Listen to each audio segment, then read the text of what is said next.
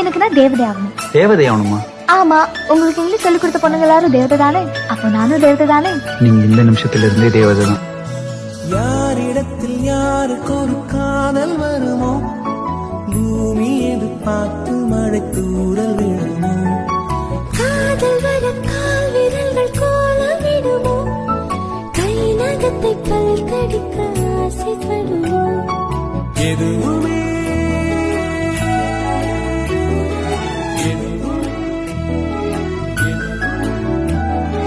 எதுவுமே